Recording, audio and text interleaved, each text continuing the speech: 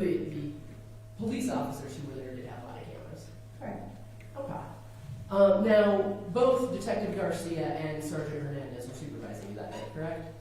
I wouldn't say supervising, but they were on scene. Yeah. Okay. So who was your supervisor that night then?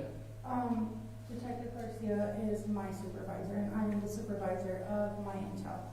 Okay. So Sergeant Hernandez was not supervising you at all then? No, she was. She was yes. Sergeant Hernandez and Detective Garcia are the supervisors of us. Okay. So chain of command. okay. So that night was one of them in particular your assigned supervisor for the evening, or both? Or? No, I take duties. Okay. So you'd said that you'd said that you interviewed the witness about what she'd seen that night, right? Yes. And then after you interviewed her, you and the witness and Sergeant Hernandez went back to the Mesilla Marshal's office, correct? Correct. And you did that in Sergeant Hernandez's police unit, correct? Correct. Do you recall what kind of unit she has? It is a Dodge Charger, I believe. Okay. With cars. Okay. And was that a situation where you were in the back seat or the front seat? Do you recall? I don't recall that. Okay. I do recall going to the station though. Okay, and it was in Sergeant Hernandez's police issued vehicle. Correct. Okay, so once you got back to the station, that's when you started the process of collecting the clothing and other samples from Miss Chavez, correct? Correct. Now, let's talk about the clothing first. How did you go about collecting the clothing from her? I provided her a PPE suit, and she went into the bathroom and got changed, and then she provided me her clothing, which then I bagged individually into separate evidence bags, signed and dated and sealed with evidence tape, and then I placed it in an evidence locker and then locked it. Okay, so let's take that one step at a time. When you first, I guess, sent her to the bathroom to change her clothes, that bathroom, is that a public bathroom? Is it something used by the police officers? What is that bathroom typically used for? It's a bathroom, so everyone. Okay. And did you actually give her the brown paper bags to take with her into the bathroom, or? Actually, yeah. She put it all in one bag, and then when she brought the bag out, I put the clothes into individual bags. Okay, so just so I understand, she had put all of her clothing in one bag together, and then you separated it out And afterward? then like the last piece of clothing I left in the original bag. Okay. So just separate like the shirt, the socks, and all of that. Okay. So then, once you sealed that up, did you also take some swabs of her hands? Yes, I did. Okay. Now, when you did that, you were still wearing that same PPE suit that you had worn to the scene, correct? Correct. And still wearing your gloves like you're supposed to? No. I changed my gloves. Okay. And what gloves did you change into? A fresh pair of gloves. And were those the blue nitrile gloves that were sitting there on the table near where you were interviewing her, or different gloves? If I'm being honest, I don't remember exactly which color of gloves they are, but I know I changed my gloves because it's like a habit. Just to, once you move on to a different task, I change my gloves. So I can't say what color. Okay, so if I can clarify a little bit, do you know where you would have gotten the gloves from that you changed? Yes, we always have a box of gloves in the booking room. Okay.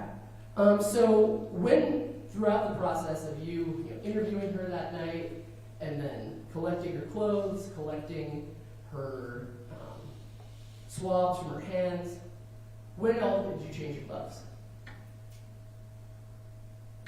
So I know I changed my gloves once. And so I believe I changed them 3 times. So once I took off the pair when I got to the station, put a fresh pair on, gathered her clothes, took off the gloves, and then put a fresh pair on to gather the swabs.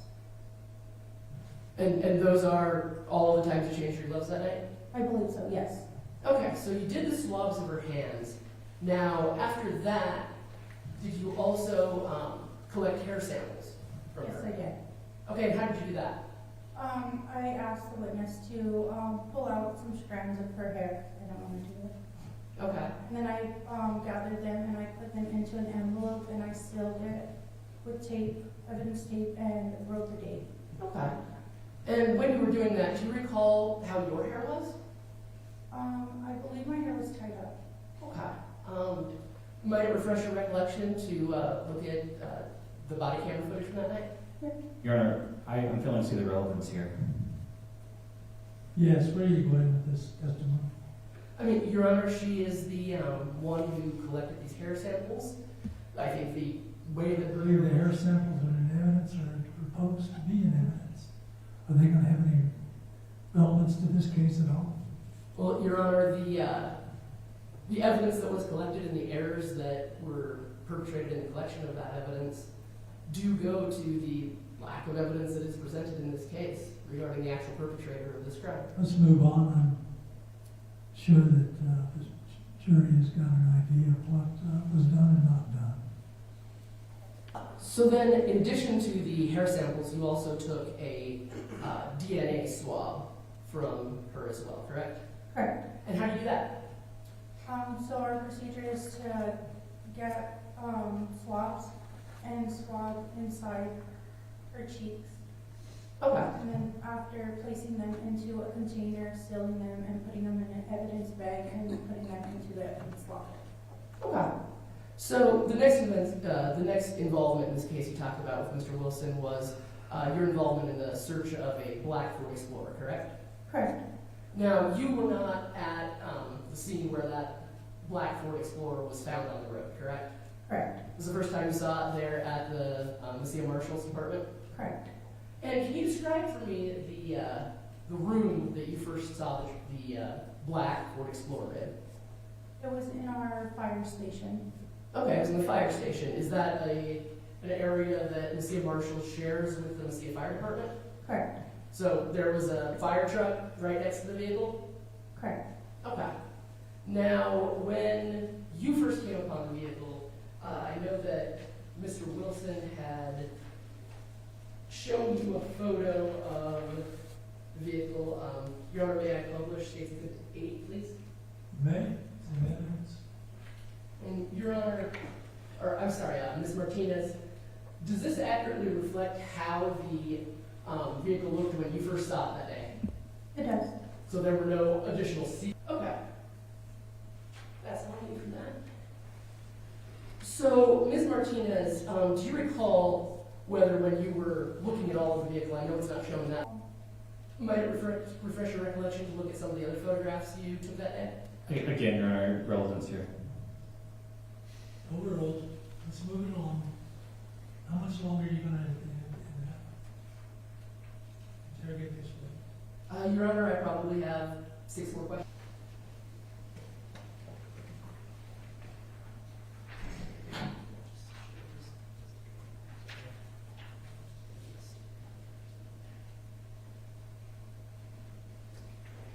For the record, I'm showing the witness the items to refresh your recollection.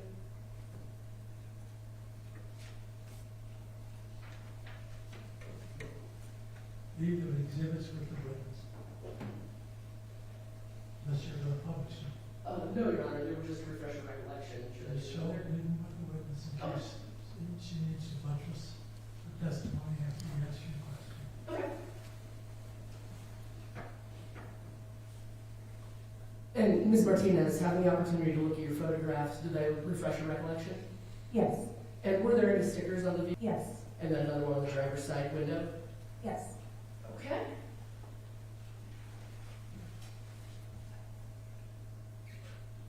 And then when you searched the vehicle that day, you did that with 2 other interns, correct? Correct.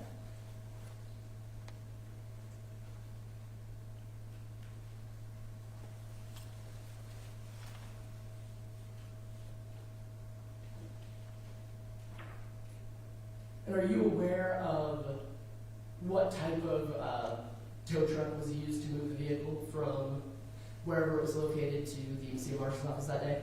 No, I'm not. Okay. Thank you. I have no further questions for this witness. Can you retract this witness? No, thank you, Judge. This witness permanently excused. Yes, Your Honor. Ms. Mason? Yes, Your Honor. Excuse, thank you for your testimony. Oh, your next witness. The state calls Dr. Emily Helmrich.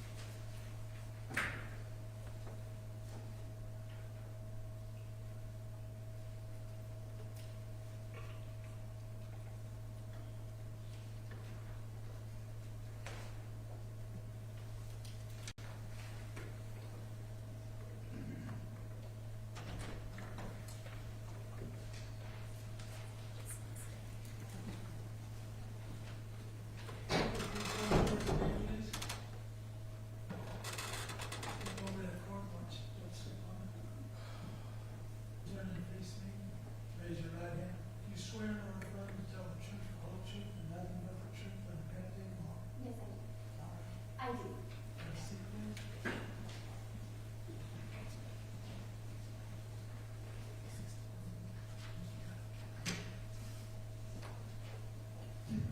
Ms. Helmrich, Helmrich, for pathology at the University of New Mexico. I'm currently employed at the Office of the Medical Investigator as a forensic pathologist. And are you licensed? I am. How long have you been licensed in your profession? Since 2021. Where did you receive your training in pathology? I did my residency training here in Albuquerque at the University of New Mexico, and I also did my fellowship training there. Okay. And what are the duties of a medical examiner in New Mexico? So my duties include investigating deaths that do not occur under the care of a doctor or deaths that may be unnatural in nature. And does that work include the performing of autopsies? It does. So during your experience at, we'll call it OMI, during your experience at OMI, how many autopsies have you performed? I've performed about 2,000 postmortem examinations. I would estimate that around 1,000 of those have been autopsies that I either performed or supervised. Are you a member of any specialized medical groups or associations? I am. And what are those? I'm a member of the National Association of Medical Examiners and the American Academy of Forensic Sciences. Are there any special requirements before you can be certified with these organizations? With these organizations, you typically either have to be a trainee in forensic pathology or you have to be a board certified physician in pathology. And what is your education? So after high school, I obtained undergraduate degrees in anthropology and biomedical science. After that, I obtained a master's degree in aging and neuroscience before I went to medical school at the Philadelphia College of Osteopathic Medicine. After that, I came to UNM for my residency training in anatomic and clinical pathology. And then after that, I did another year of subspecialty training in forensic pathology. And what is forensic pathology? Forensic pathology is a specialty in medicine that focuses on performing autopsies to determine the cause and manner of death. Your Honor, this time the state would move to qualify Dr. Emily Helmrich as an expert in forensic pathology. Let's wish to point out this witness as to her qualifications. No objection, Your Honor. The court finds that this witness is an expert in forensic pathology. Ladies and gentlemen, an expert witness is a witness who, by knowledge, skill, experience, training, or education, has become expert in any subject. An expert witness may be permitted to state an opinion as to that subject. You should consider each expert opinion and the reasons stated for the opinion, giving them such weight in your examination. Thank you. Dr. Helmrich, during the month of April 2024, did you have occasion to perform one or more autopsies? I did. Did you perform an autopsy? Objection, Your Honor. May we approach? You may.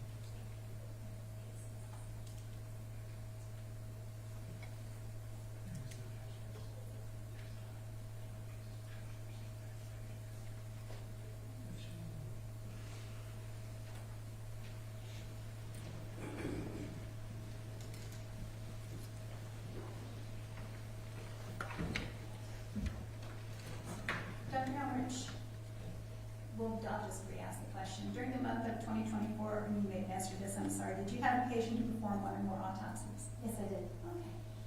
And did you perform an autopsy in reference to OMI case number 2024-02472? This was an autopsy that I supervised. And were you present? I was. Okay. Are you aware of that individual's name? Yes, I am. And what is that? Miss Rene Sandoval.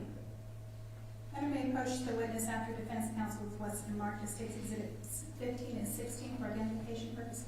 You may.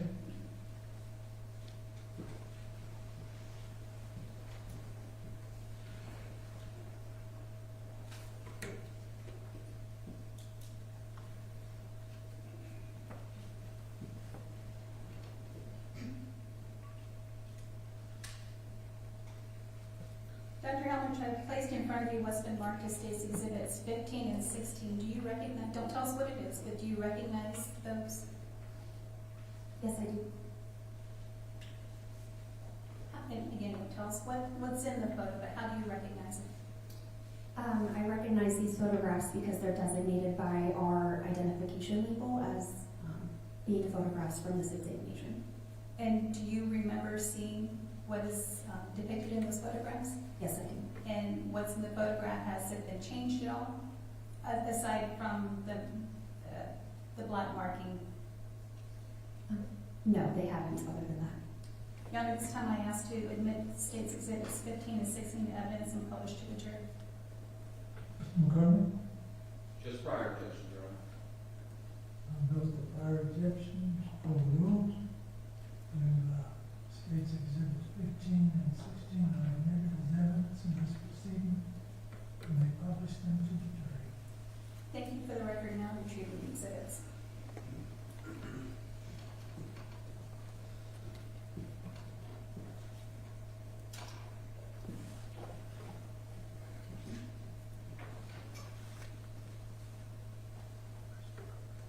Dr. Helmrich, can you tell us when these photos were taken?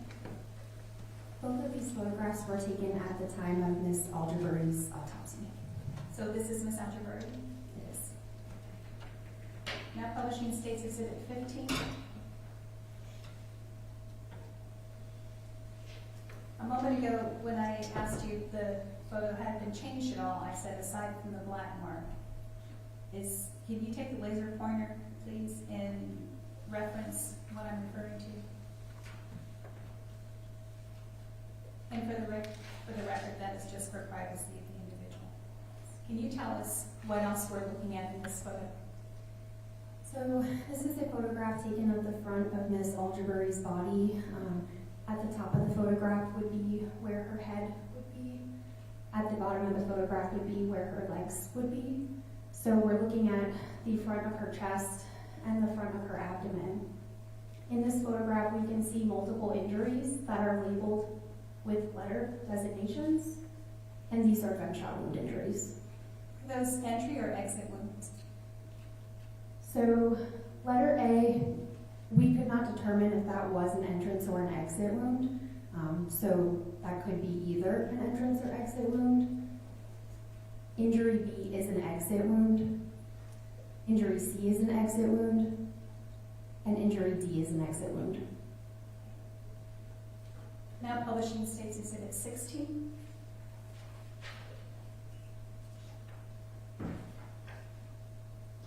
Is this also Ms. Algeburi? It is. And what are we seeing in this photo? So this photograph is the back of Miss Algeburi's body. On the left side of the photograph is her head. On the right side is where her legs would be. And in this photograph, we can also see multiple gunshot wound injuries. Those are here, here, and here. Also in this photograph, we can see a scrape of her skin that's near her gunshot wound injuries. Were you able to determine if those are entry or exit wounds? For this wound, we were not able to determine if that was an entrance or an exit. This is an entrance wound, and this is also an entrance wound.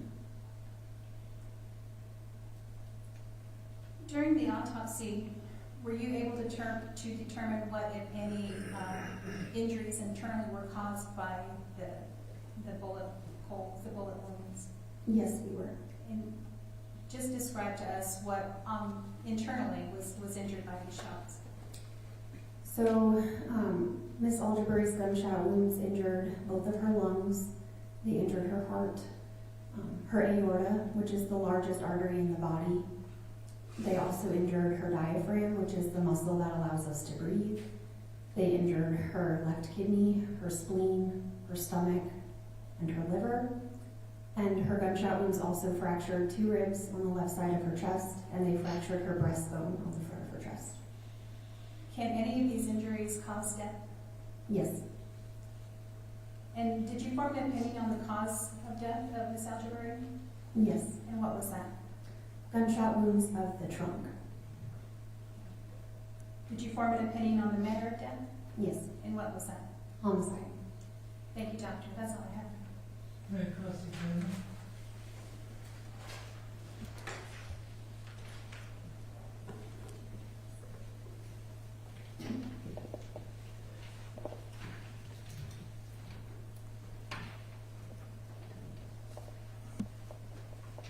Good morning, Doctor.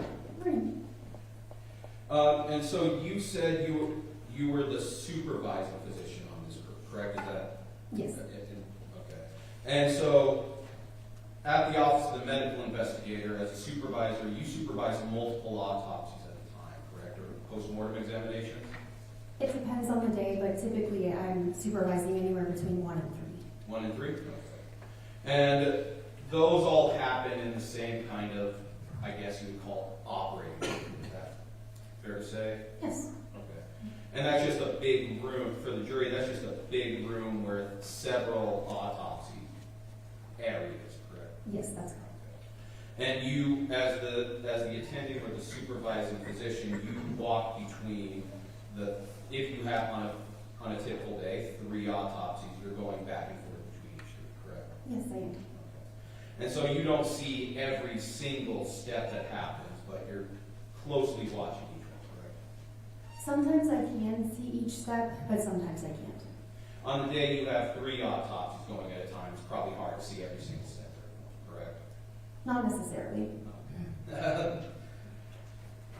But sometimes you're just not able to. Sure.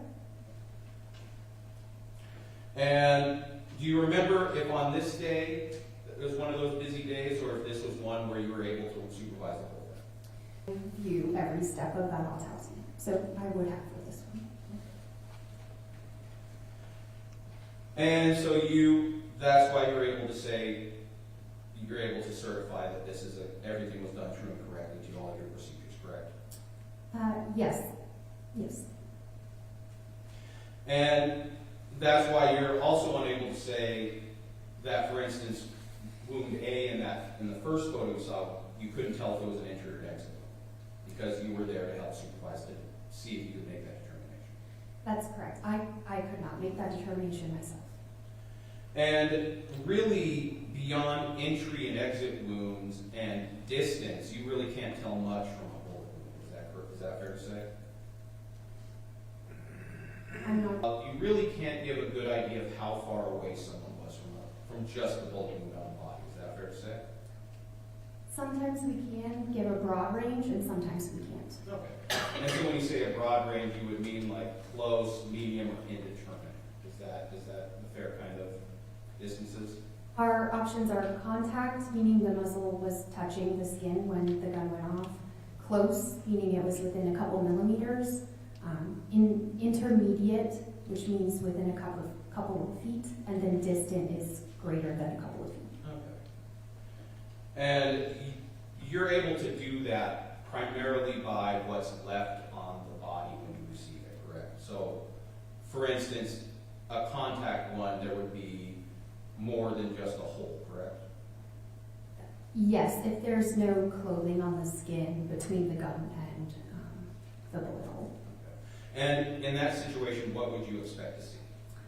So if the muzzle of a gun is directly touching the skin of a person when the gun discharges, we may see an imprint of the muzzle on the skin, we may see soot around the edge of the skin, and then there can be other features of the wound itself, like tearing at the edges, that can indicate that. And in a close one, what would be different? So in a close range of fire, from a pathologist standpoint, meaning that the muzzle of the gun is within a couple of millimeters when it discharges, we would expect to see soot around the edges of the bullet hole on the skin. And that can be affected by whether or not there's clothing or other objects in the way, or how the body was located, correct? Yes. And that's why I'll strike that.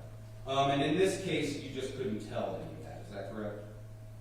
We could not give a range of fire because Ms. Algebury was wearing clothing and she sustained her wounds.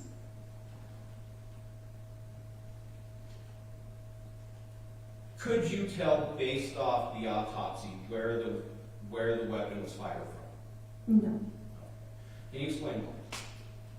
So, by examining a person with gunshot wounds, we cannot determine the position of the person who was shot, or the position of the weapon, or the person who shot the weapon. There's multiple reasons why that may be.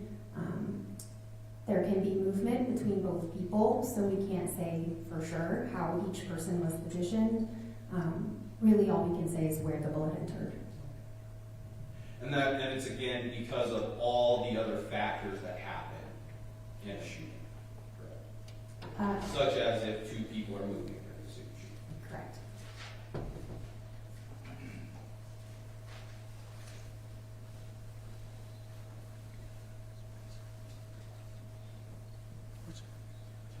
May I have a moment, Your Honor?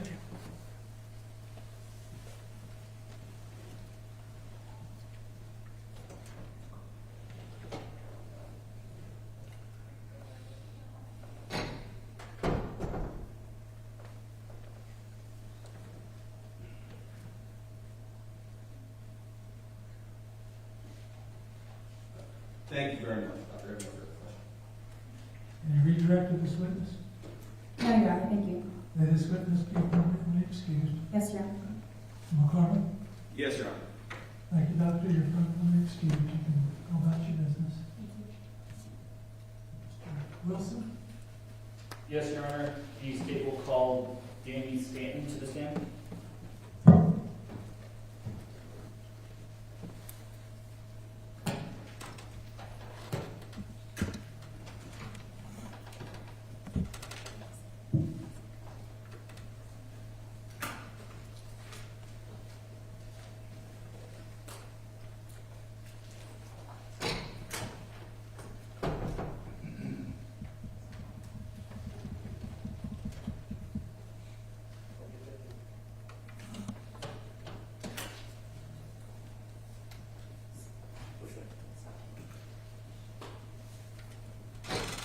Come towards me, please.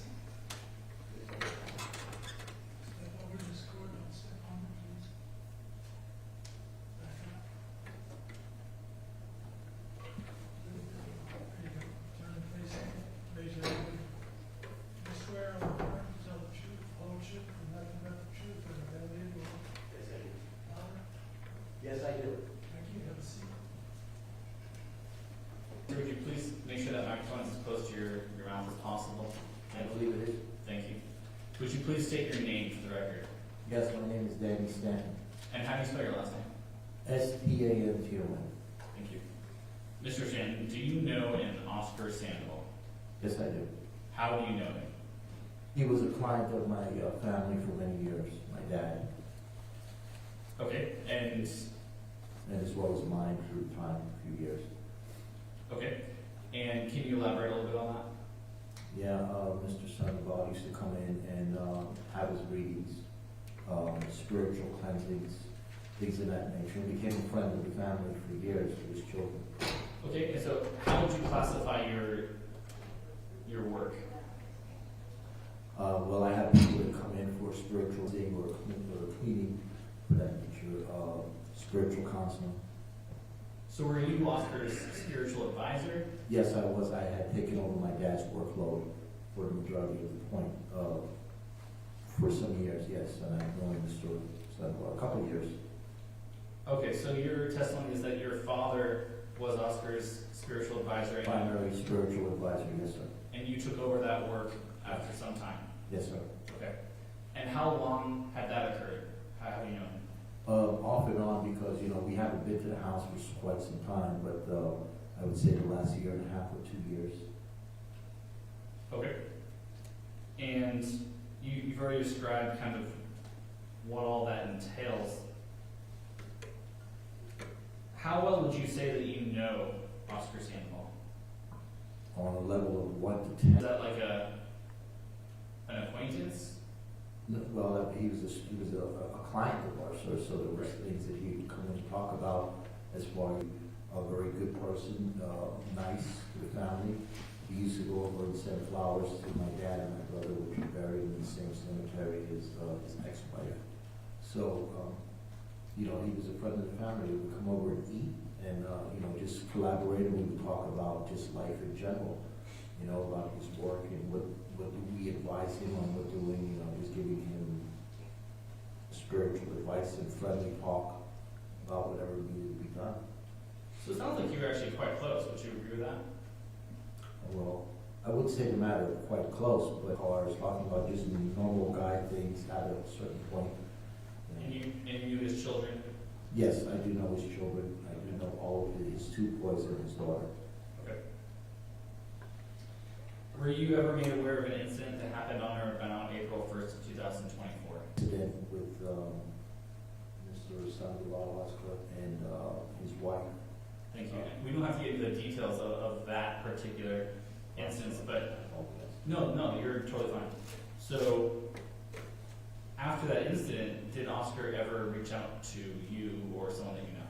No, he was trying to reach out to Linda Stanton. Through telephone. Linda Stanton is in the other room right now. That's his spiritual advisor that is actually known him for 20 years. Sorry, I don't interrupt you. I just want to make sure that we're on the same page as that here. Okay. So you and Linda Stanton were both spiritual advisors to Oscar Sandoval. Yes, sir. The family, yes. Okay, so is it fair to say, and I don't want to miscategorize your work, was it like a family business, for lack of a better word? Yes, sir. Okay, thank you. Okay, so you said you reached out to Linda, is that correct? Yes, through telephone call. He called her. Yes, sir. Okay, and approximately, if you remember, when did he call her? Several days, I guess, after the incident. I don't have that. The marshals have not exactly the dates of that, but it was after the fact. And would you like me to tell you the phone conversation? Yes, please. It was Linda, Lynn, Danny, in Spanish. It's a mission that very point. Mission by party, Polito rules. Please continue, sir. I'm looking for you. Can you please, I'll call you back later. And that was it to that extent. But in the Spanish translation, estoy buscando. I'm looking for you.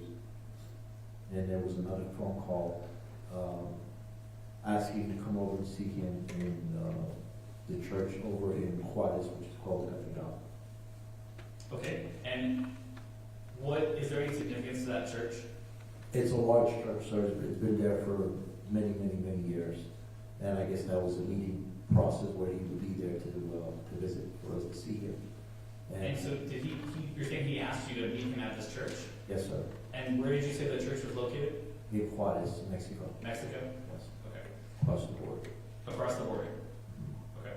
And had he ever made that request of you or Linda prior to that time? No, sir. Okay. What were your thoughts at this point, if you had any? To assist him with what was going on, I didn't know exactly what was the extent of what was happening at that point in time. So I did cross over with my truck. Were you surprised at all by this request? Oh, absolutely. Well, I was surprised at the whole fact. I was still in shock, yes. Okay. But you did comply with his request? I did comply with Lynn's request. Was it just you that went over the border, or was it you and Linda? No, sir, both of us went together. Okay. And at this time, was your understanding or intent to provide some kind of spiritual guidance, or was it something else? Well, he wanted to see us, so I guess it was going to be spiritual guidance. But at that point, if I may elaborate a little bit further what was my intentions, I don't know if it's going to be acceptable or not, You can answer. was he needed assistance. And I didn't know exactly what was he talking about until we talked to Lynn about it. I was a few minutes later. Okay. I don't know what that conversation was, but I was looking for police. That's okay, we'll get to that in just a second. I just want to go step by step. So, did you eventually arrive at the church? Yes, sir. Okay. And can you kind of tell the jury what you saw, heard, all those things when you first arrived? Is the jury here? Yes, sir. I parked my vehicle, and I don't know if any of you know the Catedral, but the Catedral is one of the largest churches, and we were in the Colonia just walking around looking for Mr. Sandoval. He did approach us, and we sat down on one of the benches, and he went privately to talk to her for several minutes. At that point, I didn't know what the conversation was, other than she offered to assist him with a few dollars because he had no money. And after he got up from there and left, Can you describe what Oscar was wearing at this point? his clothing, I can't remember. I think it was just like a pullover shirt and a pair of raggedy pants and t-shirt. He looked like he was pretty, distressed. No real clothing or anything. And can you elaborate on you saying that he looked distressed? In shock, tired, scared. Tired and scared? Tired and scared. Okay. And you said that he went away with Linda to talk with her. Yes, sir. Was that within your hearing, or was it outside your No, hearing? so I had stepped away because it's a private conversation. I didn't know what he was going to say to her. Okay, you stepped away. Yes, sir. And so you didn't hear what they were talking about? No, I did not. Okay, understood. And about how long did that conversation happen? Several minutes, maybe 3 minutes, 5 minutes at best, not much longer than that. So approximately 3 to 5 minutes. Yes, sir. Okay. And what were you going to do this time? I was looking around for the police to try And- and find the incident that was, he was accused of killing his wife. Okay. And so did you find police at this time? There was none that was around. There was one that had no gun on, like a security guard or something, but I wasn't sure that he was capable of detaining him. It was Mr. Oscar, a pretty strong guy, he does roofing, and I wanted to make sure that he would be detained and not just run away. Okay. And so eventually the conversation between Oscar and Linda came to a close. Yes, sir. What happened next? She came towards me. We stopped for a few minutes. He wanted to know if he could get some assistance. I said, sure, I will help you in any way that I can. He asked if there was some papers or something that could be done because he wanted to cross over. This was me and him at the conversation, that he wanted to cross further into the peninsula, passing the border, to just flee the police. And I said, yes, I would. And my reason why was to agree is to make sure that he doesn't further move forward and not being able to be detained.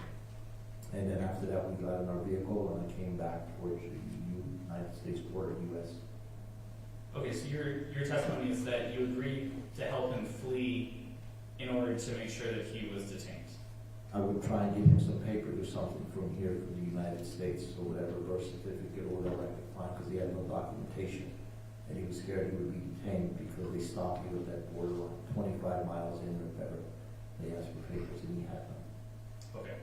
So what, if anything, did you give him at this time? That he would be contacting us since Lynn did, and so after that point, he would get a phone and clean himself up, and I told him that I would come back over and try to help him. Okay. And is that how you left that particular interaction? Yeah, I tried to get a location, where is he staying, at a hotel or something, but nothing, he wouldn't comply with that. He just gave me a direction, a 45-degree angle from the church, so there was some hotels in that area, but I didn't question him because I was scared. I didn't know if he had a weapon on him, or was he going to be frightened of me, or try to, take my vehicle, or what would happen.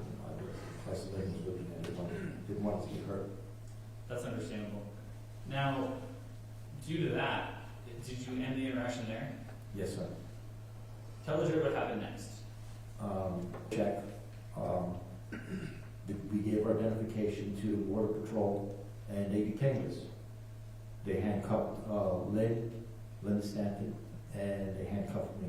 They separated us, and the original officers that came in, they had masks on their face and stuff, which I was kind of like, if you're gonna talk to me, you talk to me with your face and not try to hide yourself, protecting yourself for the request. So after that fact, another group came in because I refused to give any information to them. And that was a female that came in with another marshal. They identified themselves, who they are, and they wanted to know about Sandoval Oscar. And I told them, yes, I do know about him, but I don't know what you're talking about.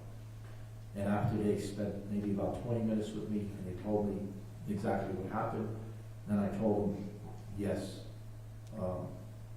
I agreed to help him so I could bring him back to the border, meaning that if he confessed and he wanted to come in without having himself hurt by Mexican authorities, that we would bring him over. So the marshals came in, they questioned me, I told them exactly what I had in plan to do, and I told them he would call me back. And they released me. Worked for the last several days, 4 or 5 days, for him to call. And when he did call, that was the time of opportunity to cross back over and meet him at the same meeting place. And I made that agreement with the marshals.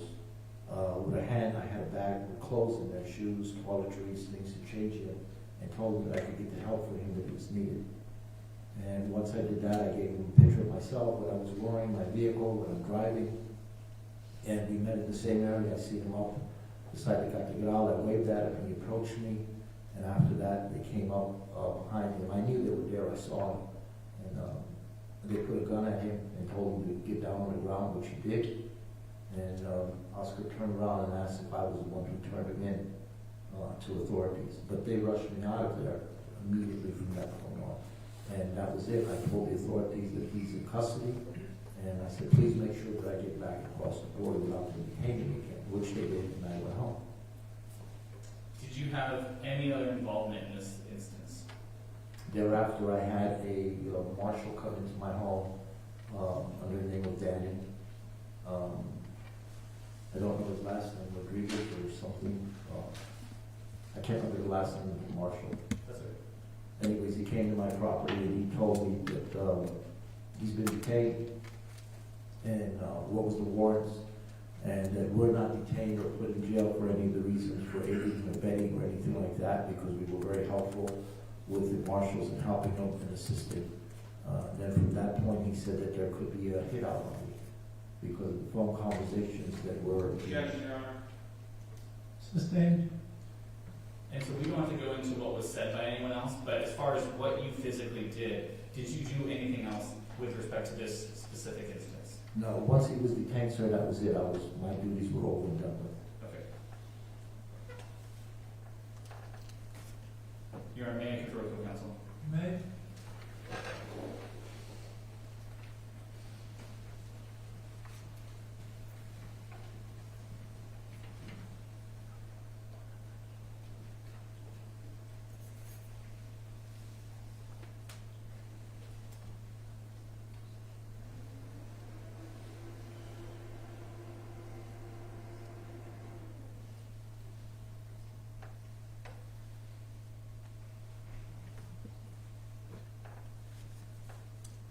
Your Honor, I'll pass the witness. All right, cross-examination.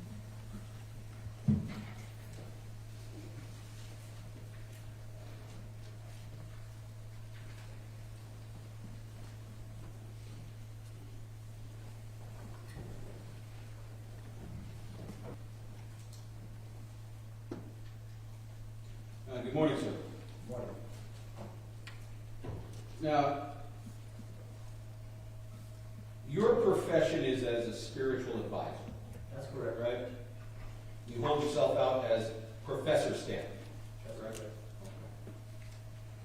And you provide tarot readings to people who come in, That's correct. spiritual cleansing. A little closer to the microphone for me, please. I'm sorry, yes. And you provide do you charge for spiritual advice? Yes, sir. And you do psychic readings from time to time. Is that, you also do that? Yes, sir, I do. And your wife also is We all do, it's a whole family business, sir. whole family business, correct? And that's how you knew Oscar, is because he had been frequenting the family business for many years, right? Through my father, yes, sir. And he was primarily your father's client before your father, I guess, passed on some of his clientele to you. My father's, I didn't want to presume. that's fine. And so that's why Oscar called you after the events, correct? I'm not understanding your question. You're saying he called me. He never Oh, called. I apologize. He called me. Yes, he called her phone, not mine. I believe I told you that in an interview at your office. And I apologize, sir. That's fine. So he called Lynn's phone, Yes, sir. presumably asking for advice as well. Wanting to aid and assist, yes, from a different Mexican phone. And that's why you went down. Correct. And when you came back, you were detained by the marshals. That's correct. And it wasn't the first set of law enforcement officers that you spoke to about this, correct? No, sir. Second set. Second set. That's correct. But they kept you there for several hours, correct? I believe so, sir. Yes. I believe it was 3 hours, 4 hours. I had no sense of time. And it was 3 or 4 hours. Now, was it 3 or 4 hours before you told them what had happened? Or did you was it an hour when the second set of marshals came? All I can tell you, sir, was that several hours. I mean, the first set that came in was a little bit arrogant, and the second crew came in was like a good cop, bad cop situation. So they started talking to me nicely.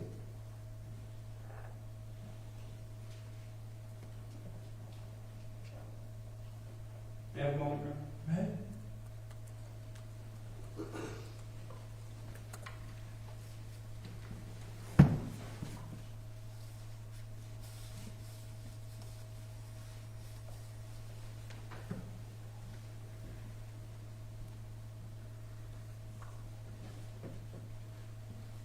No further questions. I'll pass it. Any redirect? No, thank you, Judge. May this witness be permanently excused. Yes, Your Honor. McCormick? Yes, Your Honor. You're excused, sir. Thank you. Call your next witness. Your Honor, this time the state calls Linda Stanton to the stand.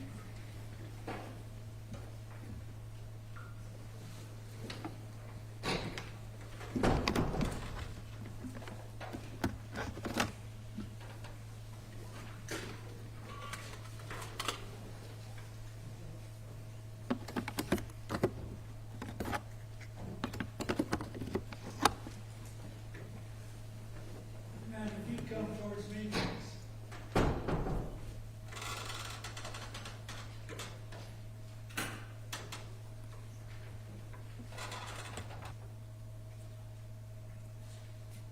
You swear or affirm to tell the truth, the whole truth, and nothing but the truth? Yes.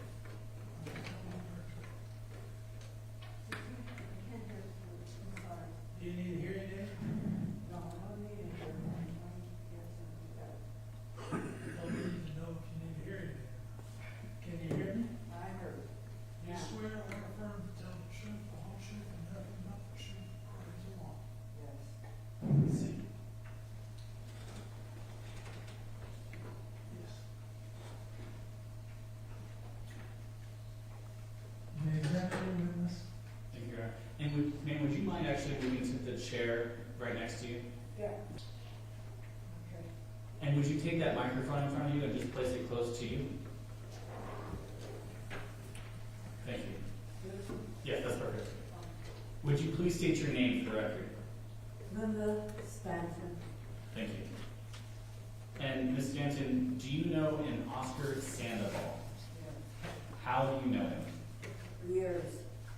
He was a friend of mine, and he used to come to my business place and everything else. And what is your business? I'm psychic. Okay. And you're saying Oscar Sandoval was a client of yours? Yeah, many years ago. Okay. He was a good guy, everything. I used to have his kids come over to stay with me all the time. His kids stayed with you occasionally? Oh, yeah, not sleeping, but most of the day. So maybe like a daycare or? No, the daughter was about 6 years old, 7 years old then, and the boy, one boy was about this big, and I know the other one. And so would you say that you were friends with Oscar? And about how long was Oscar a client of yours? I give it to you, it's about 8 years. About 8 years. Okay. And that's roughly, I'm not holding you to that number, but okay. And so, do you remember an incident between Oscar and his wife that happened around April 1st of 2024? I didn't even know what happened. A friend of mine said. Well, and we don't have to get into what your friend said, but were you ever made aware of that incident? Say that again, please. I'll rephrase. So, did you ever learn what happened? Yeah. Okay. And so, and we don't have to get into what someone told you, but just generally speaking, how did you find out? My friend. Okay. Said, No, that's perfect. Thank you so much. So a friend made you aware of the incident. yeah. Okay. All right. And so after the incident. Yes. Okay. And could you please tell the jury about either that time or if there were multiple times, those times? It seems like when I got Annie, I got a phone call. He speaks a different language when he wants to, but he wanted us to come down to him.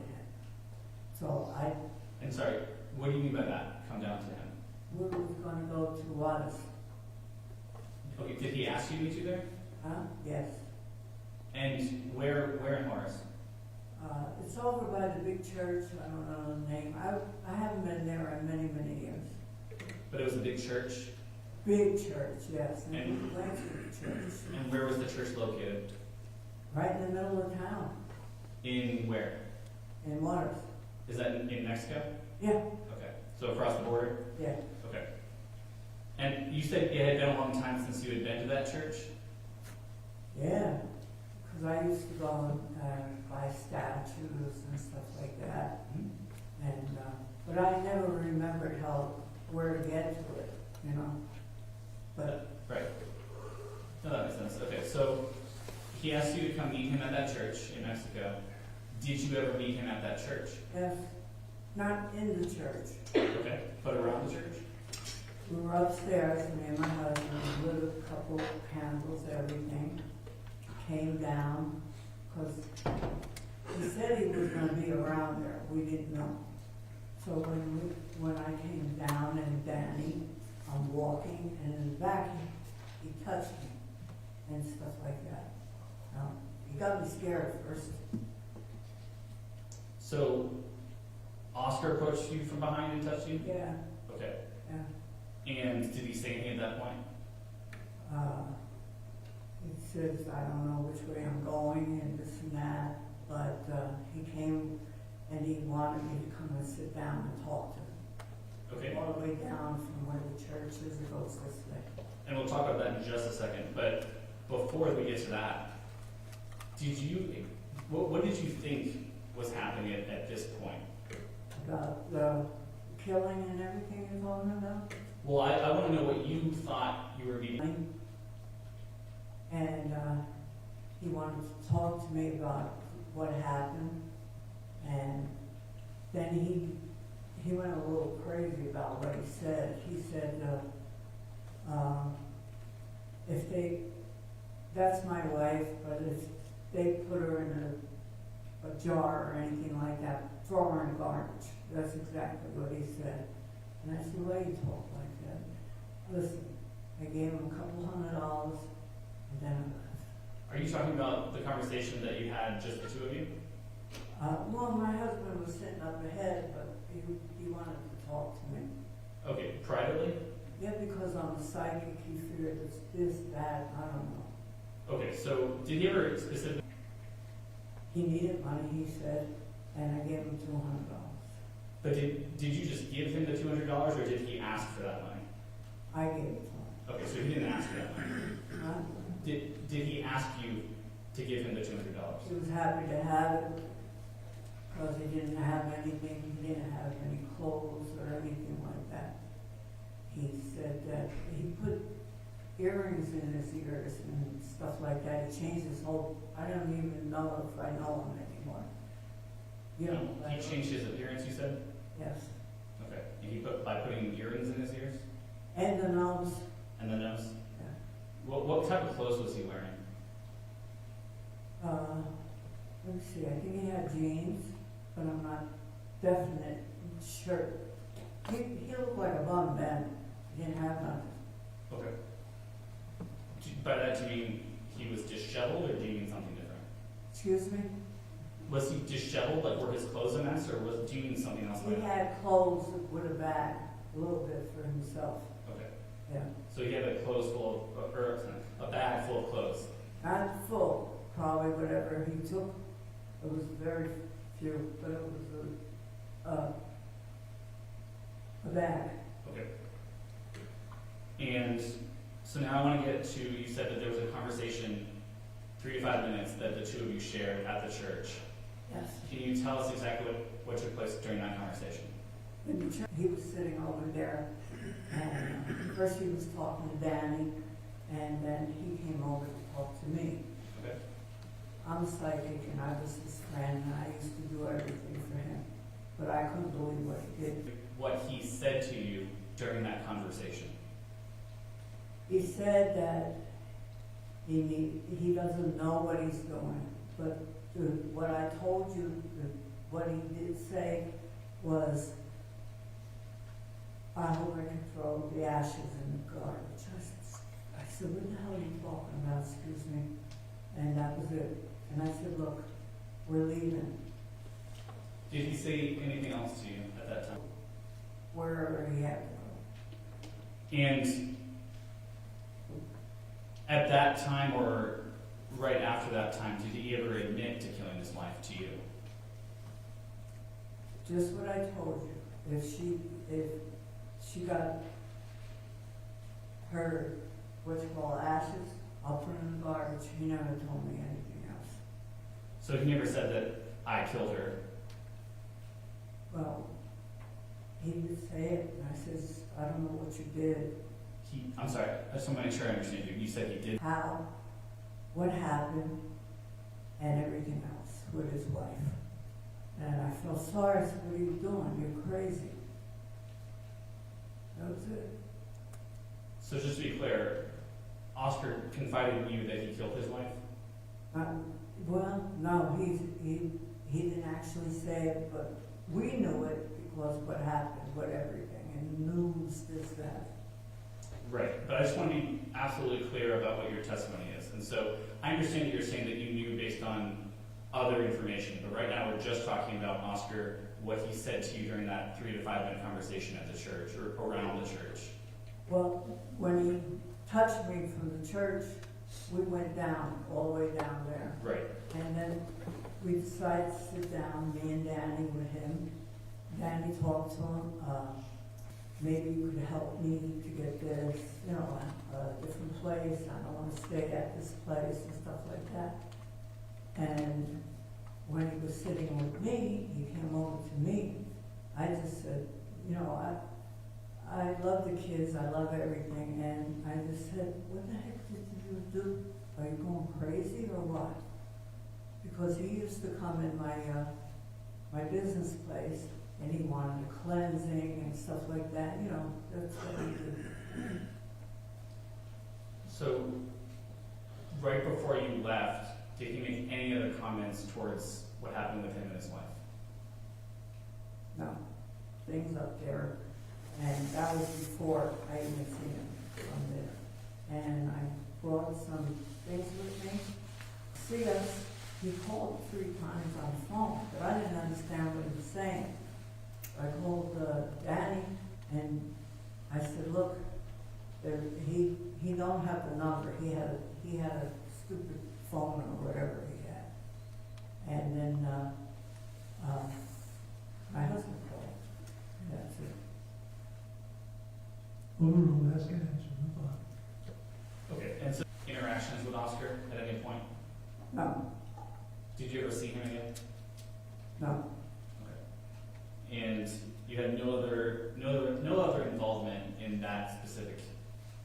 involvement because they kind of we was crossing the border and the guy that did whatever he did, they put us in handcuffs. And you know how you're freezing in there, and one person, two people, a girl and a woman. She's a sheriff or something like that, her and this other guy. And they wanted to say a million questions. And I said, no, I only know what I said. And that was it. And nothing else happened with you? No, finally, I got across the border with my husband, and that was it. I didn't even want to bother with him. But what happened was, you know, the marshal and the other ones, they said, let's put it this way. When we got home, my husband said, I think I have to go there. He didn't want to, but he was all friends with the sheriffs and everything like that. They, you know, and he wanted to see us again. I wouldn't go, and I really did not want my husband to go. But he says, look, they might kill him. And we don't have to get into what was said, but so your husband did go back? Yes. And you did not go back? No. Okay. And I just want to go back to what Oscar told you at the church or around the church. And I understand like a paraphrase of what you're saying, but I want to make sure I get it right. So he told you that when he gets the ashes of his wife, he wanted to throw them in the garbage. Is that correct? I want to have it thrown in the garbage, not me, whatever he said.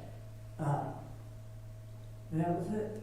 Was he asking you to throw the ashes in the garbage? No, excuse me. No. Okay, I so argued. I got mad. he said, I hope someone throws them in the garbage? Yeah. Okay. And what did you take that to mean at that point? I hated his guts Why? for things he did. Everything. That's why we left so fast.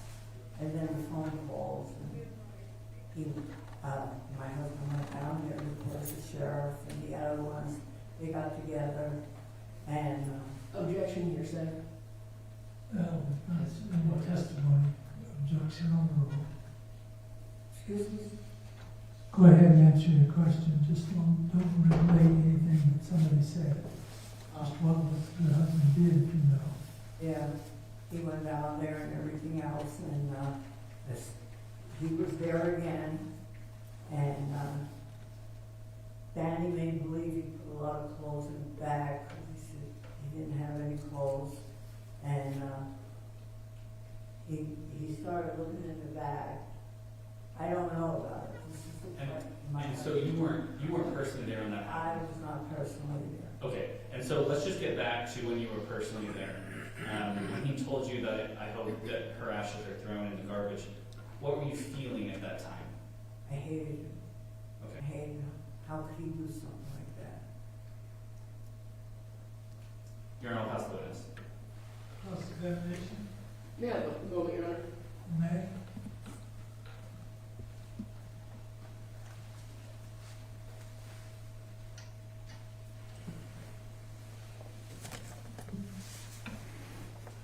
No questions for this witness, Your Honor. Will this witness be permanently excused? Yes, please, Your Honor. All right, with you, Ms. Mason? Yes, Your Honor. You're excused, thank you, ma'am. Ladies and gentlemen, we're coming pretty close to lunch hour, so I'm going to, I have another issue. Here's my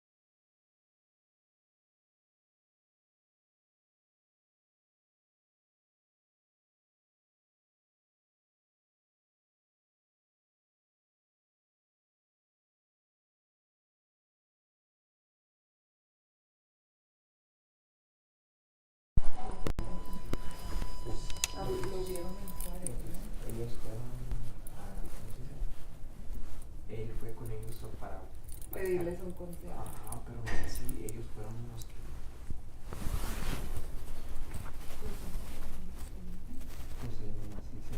pusieron así, de repente llegaron todos los policías y pero no sé. So did the couple turn him in? What's up? Did the couple turn him in or not? That's hard. Right. Yeah, because he didn't. The spiritual advisor didn't definitively say either way, right? That's all I'm saying. So he just said that they got arrested by the marshals, right? Like when they were about to cross the border. I thought he got arrested in Juarez. No, but then, like the couple. And then that's when he told them about what he was planning to do. Planning to do to her. I actually didn't hear that part. Yeah, I think you were. Wait, so he said this is before, or this is after? This is after the murder. After the murder, he told them as he's on his way over the border They're to marshals. And they got arrested, the couple. the couple Yeah. after he fled to Juarez. Yeah. And what did he tell them? He was just saying. He was looking for advice, right? Yeah, spiritual advice. Mhm. And he told that lady, the last lady that was talking, like, basically he said, you know, if I get my wife's ashes, I'm gonna throw them in the trash. That's just what he told her. And they were trying to, the prosecution was trying to see if he actually admitted the murder, but she wasn't saying, like, that Explicitly. Yeah, explicitly, but he did say that. If I get my wife's ashes, that they're going in the trash. So we have the daughter talking about why she called, or why she went to look for the car. Mhm. She then called 911. That was her that called 911, right? Yes, Okay. she called, her brother initially was the timeline is her brother told her the parents aren't home yet. Yep. And it's been midnight, so she looked at the phone and saw the location was in Summer Park. She and her friend went to Summer Park. They saw the car there. But she was scared to look in the car. Yeah. And then that's when they called 911 and waited for them to arrive and check the car. Okay. And then so we have that's the big highlight. And then the other one being the spiritual advisors talked.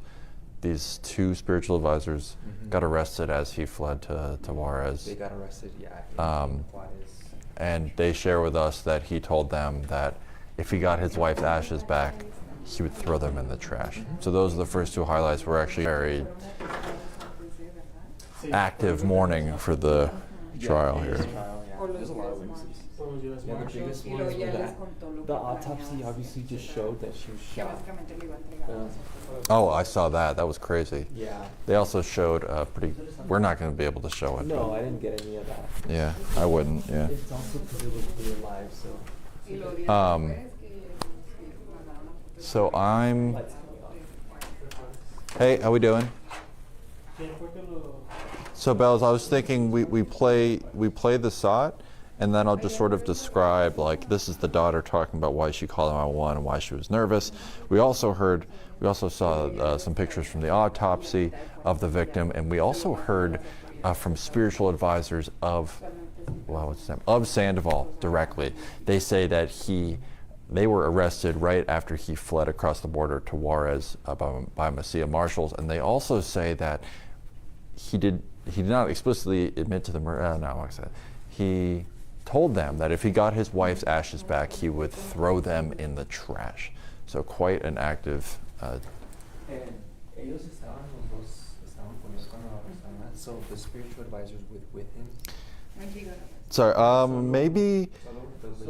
Yeah, so maybe just like cut to me and I can be like, yeah, we heard from quite a few people this morning, including the daughter of the couple who walked people through why she was so concerned enough to call 911. And we can have her explain back to back and then come back to me and be like, you heard from the daughter there. We also saw some pretty graphic photos from the autopsy showing several bullet holes. And then also we heard from spiritual advisors who said that not only were they arrested as Sandoval fled across the border, but they also say that he called them and over the phone said, if I get my wife's ashes back, they're going in the trash.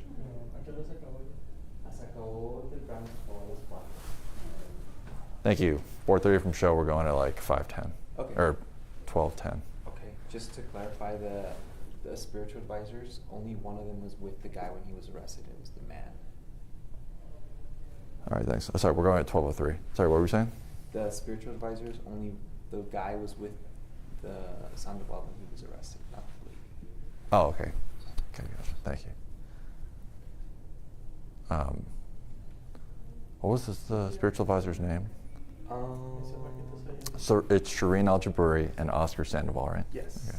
I don't know the name. I can't think of it at the top of my head because I was trying to. What was the daughter's name?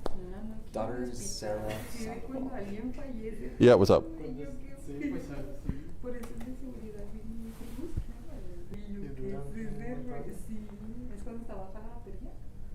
¿O porque la dejas prendida mucho tiempo? No, cuando se está muriendo. Ya es cuando le falta un poco. Pues literal, sí se está muriendo. Porque se escucha como. Voy a ir a preguntarle por la contraseña. No, sí, es cuando nos caímos. Ok, no, está bien. Cuando quiera. Ok. Yo creo que esta nos faltaría así. Lo que se pasa en materia. Voy por el hueco. Thank you. Llevar mi casa. Tu casa. Pues aquí está de volada. Ya sé. ¿Todavía vives ahí con tu novia? Sí, sí, pero ya ¿Cuánto no. tienen ya? Damos un año, pues ya casi vamos a llegar a los años. Pues un año. ¿Y se van a mudar? Sí, vamos a irnos a otro apartamento aquí porque donde estamos ahorita viviendo está así, está. ¿En serio? Sí, cada rato hay gente ahí buscando zones o también no sé en los. Ay, no, sí, váyanse a otro lado. Y tú sabes cómo es aquí. Sí, Tú no. más que nadie sabe. Se está poniendo peor. Sí. No, sí, ya vamos a agarrar un lugar bien chido. Necesito porque lo fui a ver cuando lo están construyendo. Ah, qué chido. Ay, Sergio, sí, pues sí, pues es la pura feria, hombre. O sea, que te vayas a... Está bien caro ya. Ya sé. La inflación. Oye, ya nomás vas a la tienda a comprar algo y te gastas $100 y ni es tanto mandado, o sea, ni es nada, nomás literal para unos días. O sea. Les voy a comprar con más comida de perro y agua, si me sale bastante. Sí.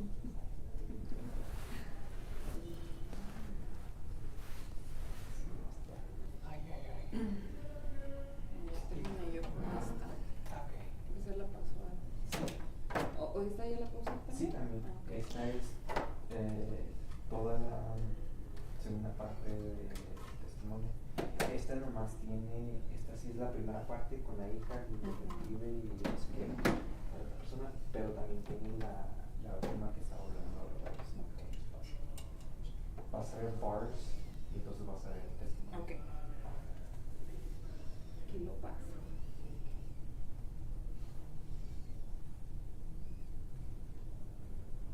Oye, pues yo me metí porque como vi las dos cámaras y dije, porque yo sé que usualmente es una, Es ¿verdad? una, sí. Y luego se metió él y dije, y dice que ya tenía como una hora ahí. Sí, no le habían dicho nada. Y lo llegué yo, güey. Yo me quedé como que, what? Sí. Y yo, ok. Y tú, pues bueno, ¿verdad? Pues Sí, cada yo creo quien que su la dejaron. video. Y nada, que ya después me dijeron. Por si lo necesitas. ¿Qué? La Ah, contraseña. la contraseña.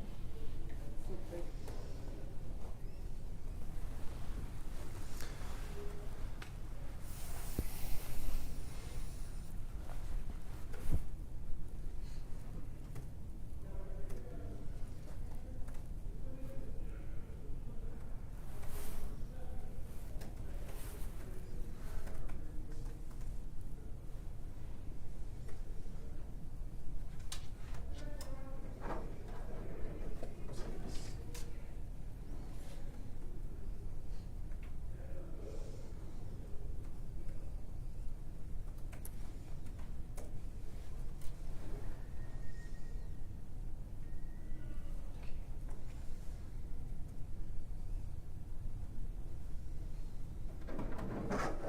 A la otra. Son dos tarjetas.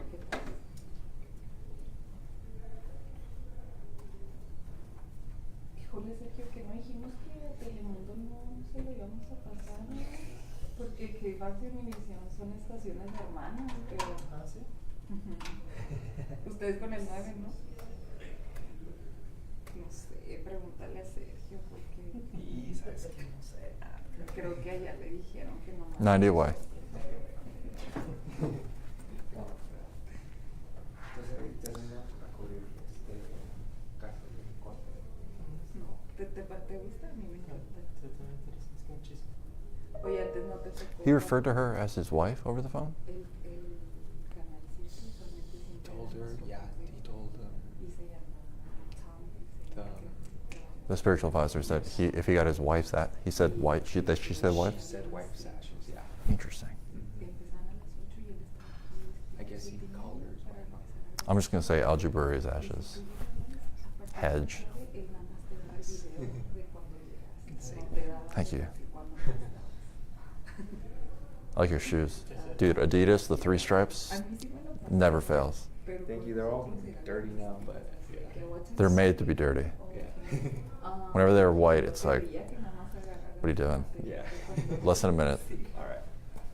Pregúntale a Sergio, ¿verdad que Sam nada más te pasaba el video de la hora que llegabas? ¿Recuerdas?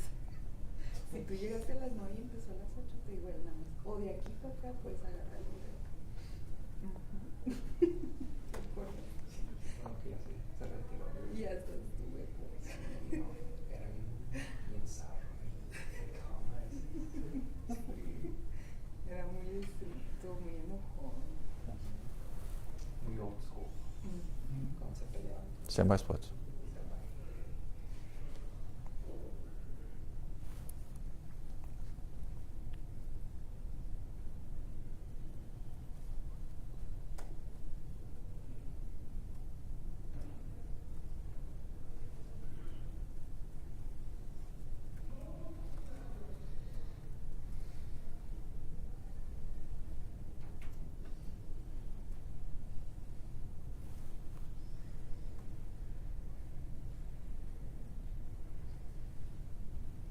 Well, Messiah, it was a busy morning here in Las Cruces during Oscar Sandoval's trial. We heard quite a bit to begin with. We heard from the daughter of the couple who walked us through why she felt the need to call 911 and go to her family's car in the first place. Take a listen.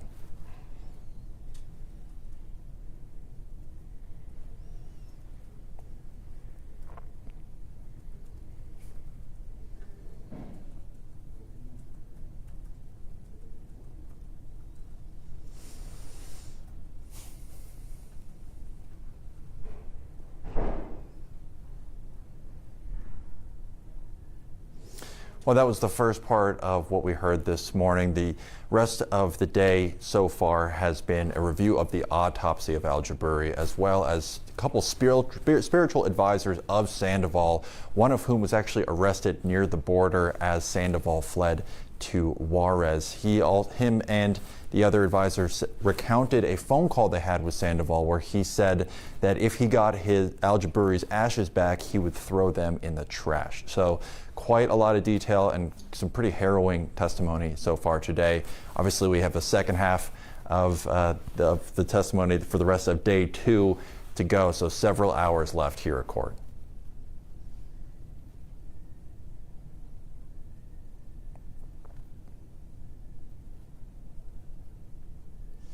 Yeah, sure, Nasai. Obviously, you heard from the daughter there. She's still a teenager, so definitely emotional when she was talking. But, even with these high-profile, high-stakes cases, a murder trial, it's still very procedural, very technical, a lot of granular detail, and it really, after a while, I'd say it's really it's a little tense, but it's also just incredibly professional.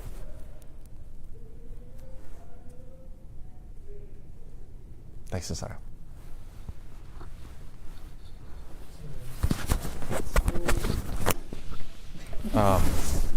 Okay.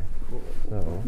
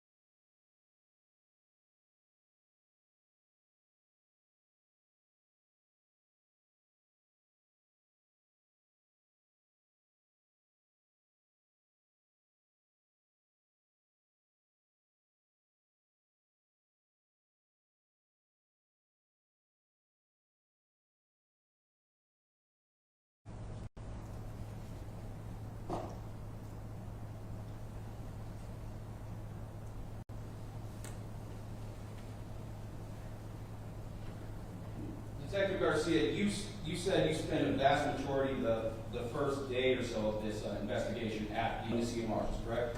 Correct. And that was Acting Sergeant Lourdes Hernandez Plus, and Deputy Reyes. plus there was another. Okay. And there were 10 to 12 interns there as well, right? I can give you the exact number now, but yes, we had quite a bit. And quite a few people. Yes. And were you able to directly supervise every single one of them? I stayed there and never left. No. Well, were you able to see everything everyone was doing Yes, I did. at all times? All times.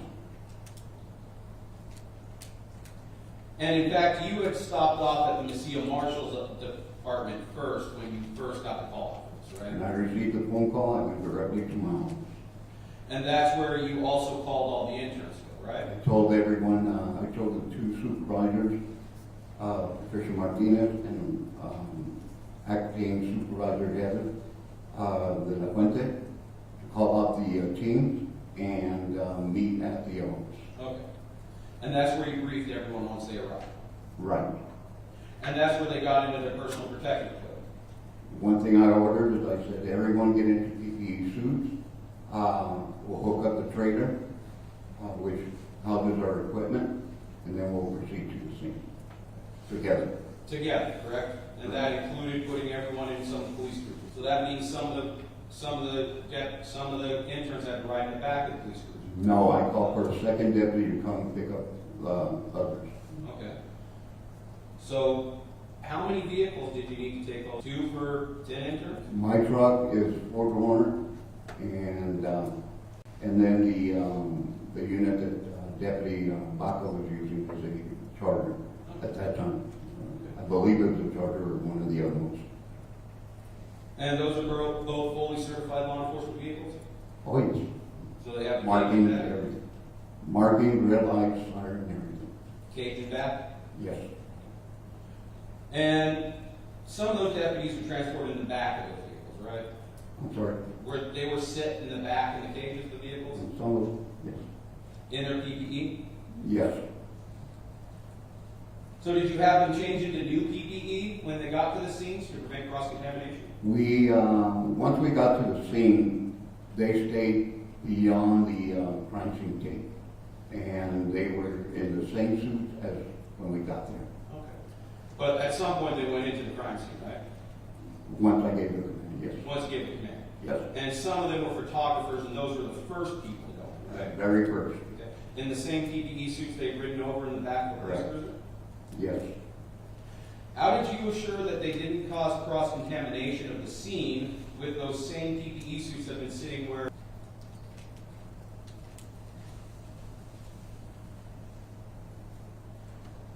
One more.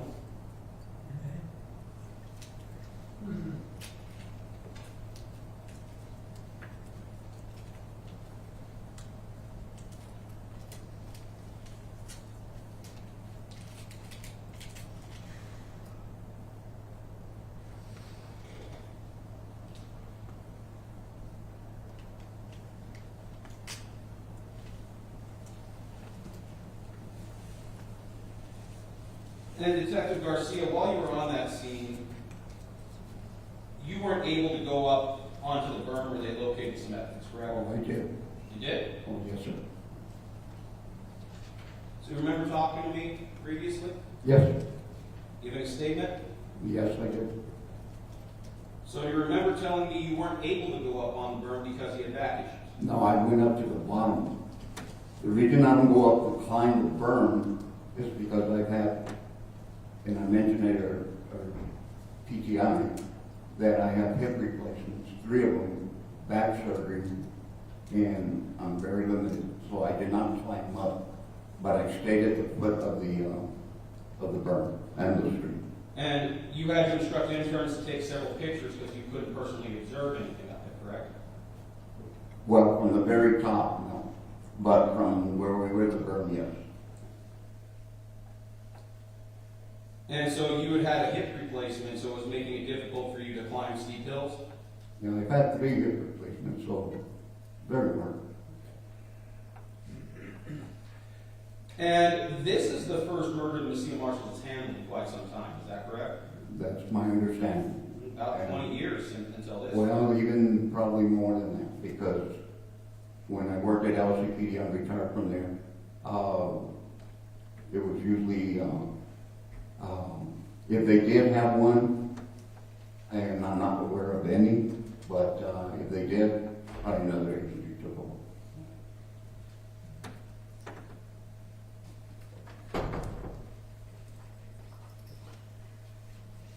No further questions, Your Honor.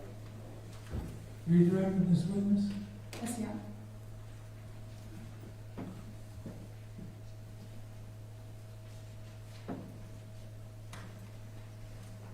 Megan, there are just two things that I want to follow up on that Mr. McCormick was asking you about. Did I understand correctly that this is the first murder you worked with Mesilla Marshals? Yes. Is this the first murder you've worked in the last 50 years of law enforcement? No, I've had quite a few. And all the different agencies that I retired from. And he also asked you about going up the berm, and if you were able to see anything from your vantage point, any evidence. Were you able, from where you were standing, were you physically able to see anything that was collected as evidence? Yes. And what was that? There were 3 casings off to the side, which would have been, No, just talk about what you saw. okay, there were 3 casings. 3 bullet casings? Yes. Were you ever able to retrieve the gun that you believed was used in this crime? To this day, we have never found it. That's all I have, thank you. Anybody else? No, Your Honor. Witness is the case agent, who will return to the seat.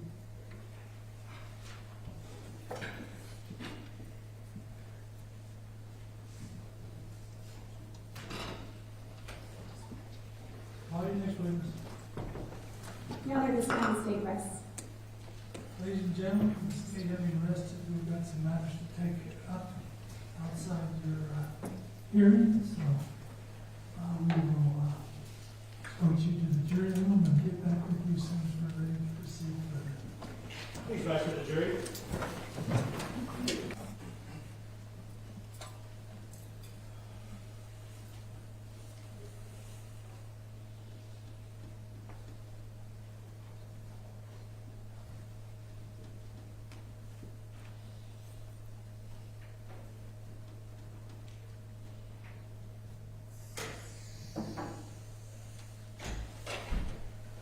Thank you, you may be seated.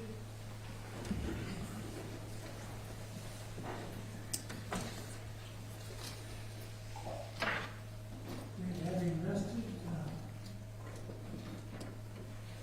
does the defense have any motions? Yes, Your Honor, we're moving for a motion for directed verdict as to both counts. I will start with the top count first and move on to the second one.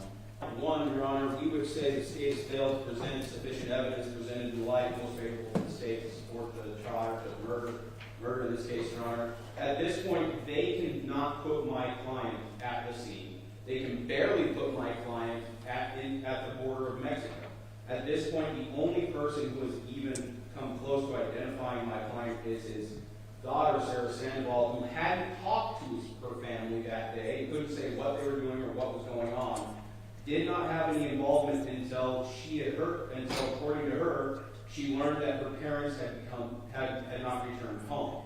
At which point, then she went and located her mother's phone, which happened to be in a car. Second, Your Honor, it is two different vehicles that have been described in this case. One was a charcoal gray vehicle leaving the scene of the incident. The vehicle that has been searched and we've been talking about is a black SUV. The person described is a different person at this point, Your Honor. Ms. Chavez described a person wearing a dark shirt and T-shirts, which was confirmed by Ms. Sergeant Lourdes Hernandez, likely wearing a baseball cap, and maybe she saw he was Hispanic, maybe not. Was located was wearing a white T-shirt and shorts, and was bald. Very specifically, Ms. Olmos stated that in the state's redirect. That person was later, that car was left there at approximately 10 o'clock.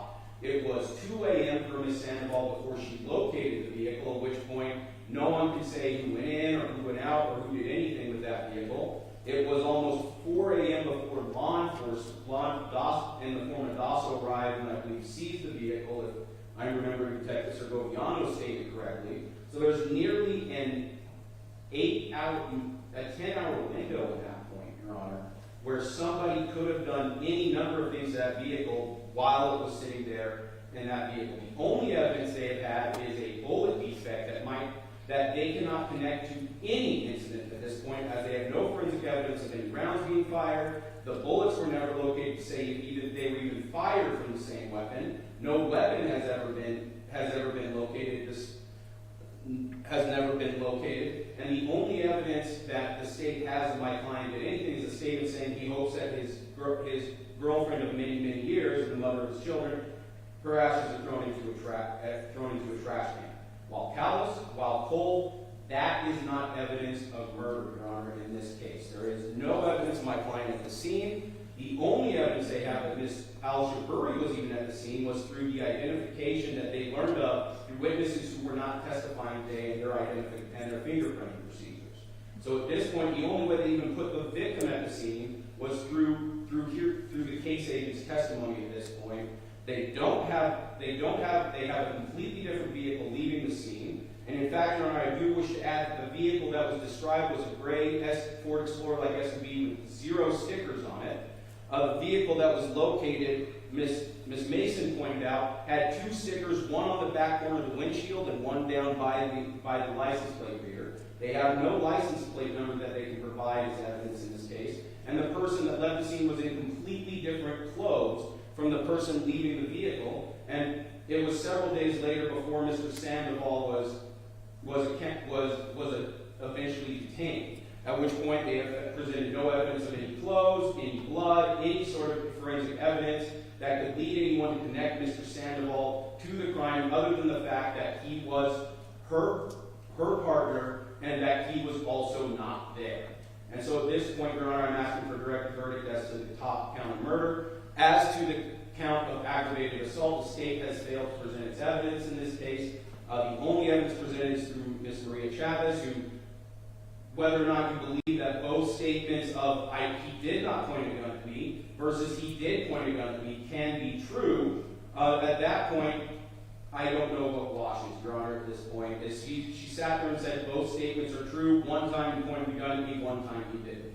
So, Your Honor, at this point, it's completely up in the air depending on how you believe Ms. Chavez at this point. So at this time, Your Honor, based off the lack of evidence, based off the lack of identification, and I just want to reinforce Mr. Castro's testimony, Your Honor, is almost a wash because after 20 years he couldn't recognize his boss and could not remember the date and time that he gave Mr. Sandoval a ride for the broken vehicle. So we don't know when that happened, if it was before, if it was after, how or when that came about. So at this time, Your Honor, I'm asking to move for directed verdict as to both counts of this case, the state's failed to meet its verdict. Thank you, Mr. McCormick. Says the state. Your Honor, the light was favorable to the state. Regarding the vehicle, the witness said it was dark, it was an SUV type, and she said it looked like the Las Cruces Police Department vehicles, which in the light was favorable to the defendant, or excuse me, to the state. The jury could reasonably, from their own knowledge, divine that that is a Ford Explorer, although, however, the witness actually said it was an Explorer. Dark gray, black, it was dark. And she said that everything was in her bright lights and it was dark behind the defendant. Everybody knows that when you have that different lighting right there, it is difficult to see sometimes. The difference between dark gray and black is negligible, especially in the dark. She did describe it. She described the license plate as being a black chili plate, obvious in the photo. Regarding the statement from the witness, it said that she saw a bald man coming from the vehicle.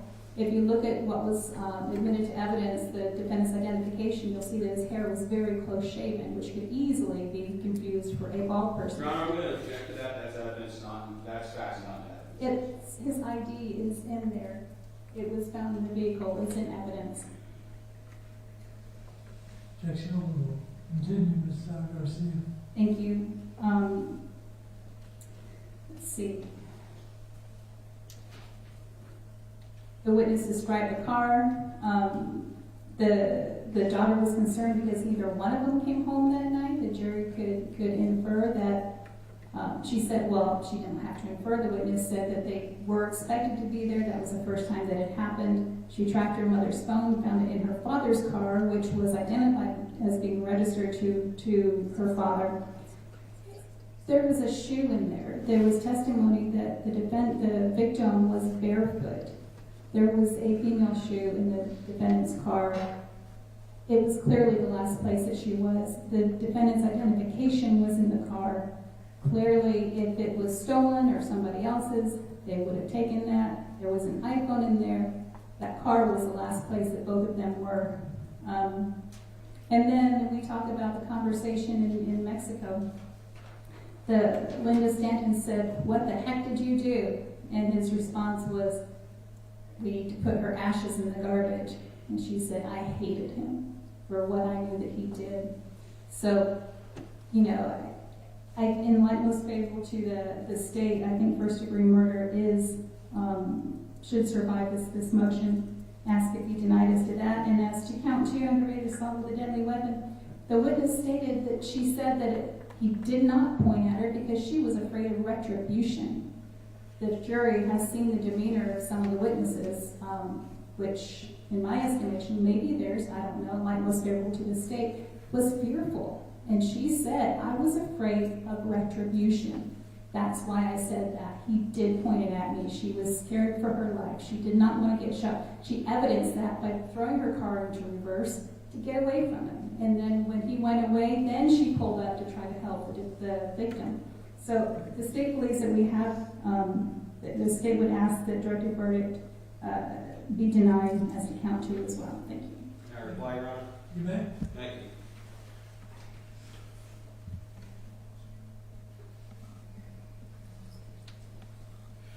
Your Honor, saying that an ID from however many years ago that he's clean-shaven is not sufficient, close-shaven, and then to equate that to a bald man leaving is not sufficient. And Your Honor, yes, it was dark there, but she also said she turned on her brights. Ms. Chavez said she turned on her brights, backed up to be parallel with the vehicle, and then drove back up to it once he got in the vehicle.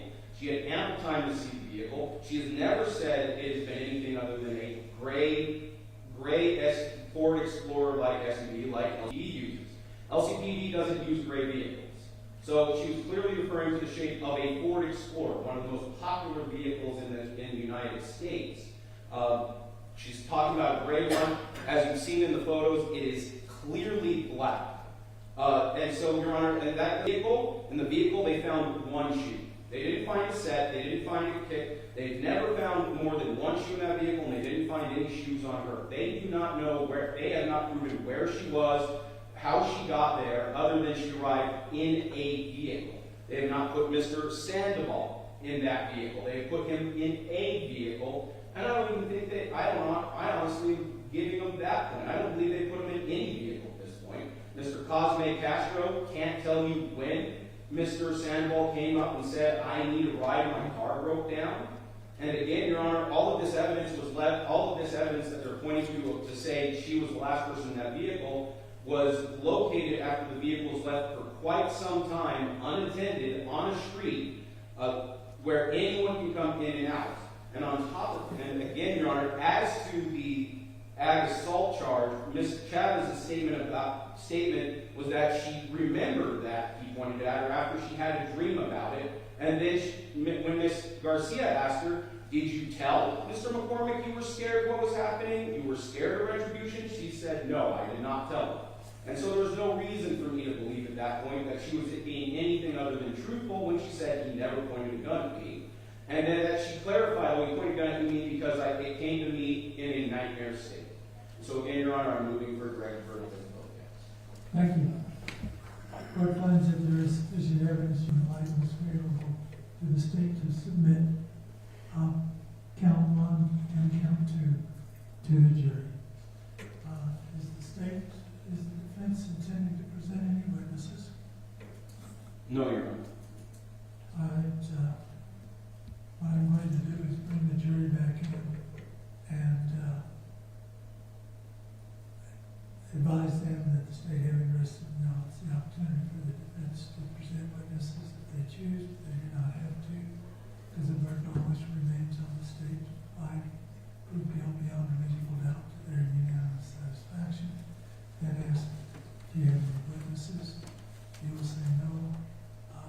was saying, do you wish to reincorporate by reference your previous motion? To which you will obviously say yes, and then I will do the same for the state. And then I will advise the jury that we'll be preparing jury instructions. I anticipate that this jury may closing arguments. I want to give each side an hour if you need an hour. Do you want an hour? Yes, sir. That would be nice, Your Honor, yes. All right, so what I'm going to do is, that's my plan. I'm not bound by this, I'm just suggesting that this would be the appropriate thing to do. And then tomorrow morning at 8:30, then do my closing instructions, and then you do your closing arguments, and then submit it to the judge for their deliberation. Is that acceptable with the state? Yes, Your Honor. That's fine, Your Honor. All right, see if the jury's ready for their argument.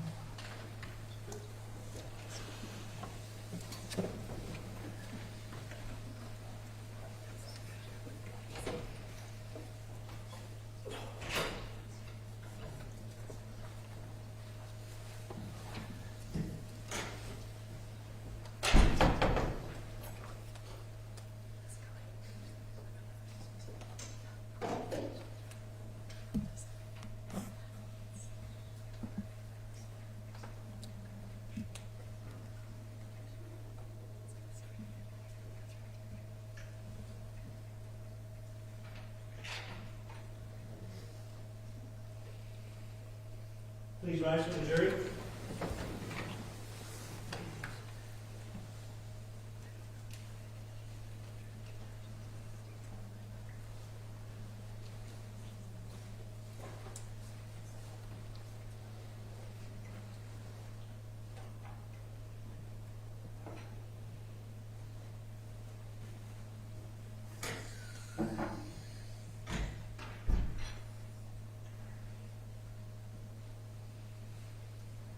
Thank you. May be seated. Ladies and gentlemen of the jury, the state having rested, now is the opportunity for the defense to present witnesses if they choose to do so. I had previously instructed you that the defendant does not have to present any evidence whatsoever, that the burden is always and remains on the state to prove guilt beyond a reasonable doubt to your unanimous satisfaction. If the defense wishes to present a witness, they may do so. There's some if they choose not to. The state having rested, does the defense wish to present witnesses? No, at this time, Your Honor, defense rests.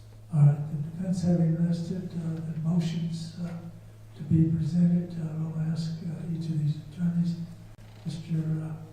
Cormack, do you wish to reincorporate your argument from the previous discussion?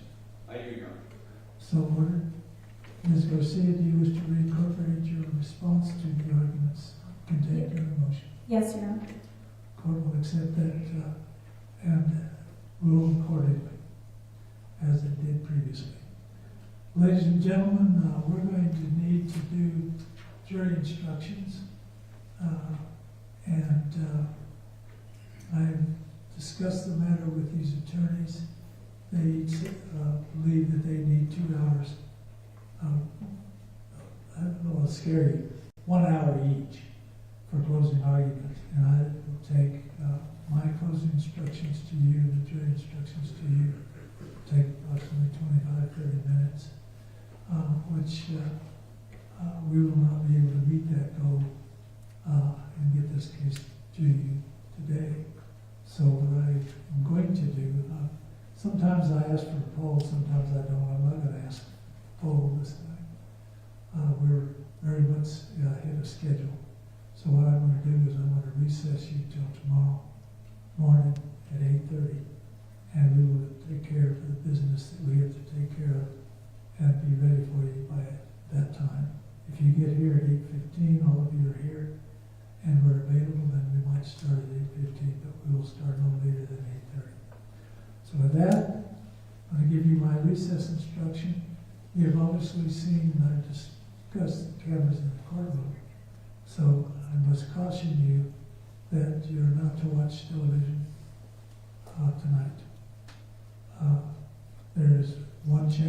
here, and they have, are required to provide footage to the other television stations. So I want to ask you that if you have a show that you want to watch, either tape it and watch it after the trial, or make sure you have somebody that, so that you don't inadvertently hear arguments or statements from the news folks.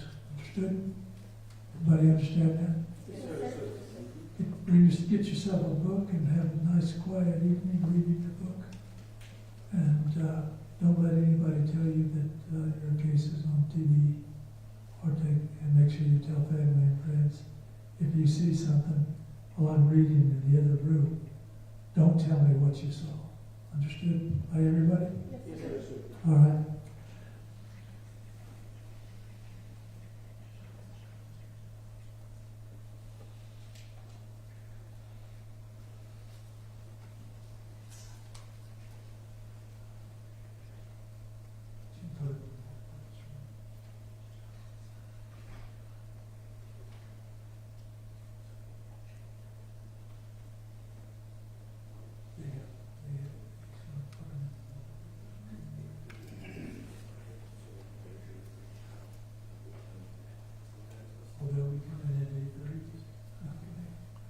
Well, apparently we have 2 different juries coming in tomorrow, and that doesn't include you guys.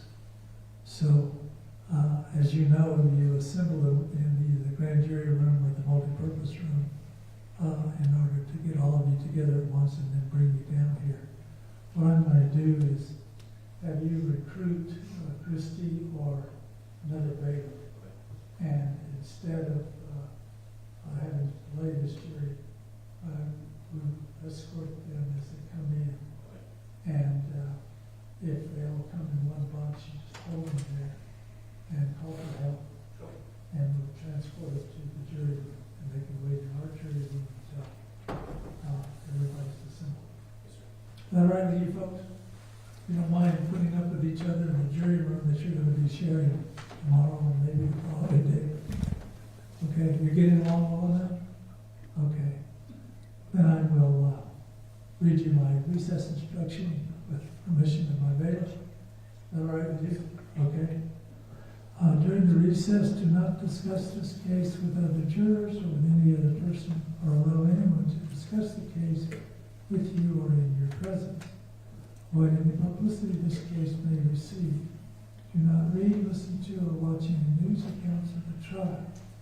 Do not express any opinion about the case or form any fixed opinion until the case is finally submitted to you for your decision.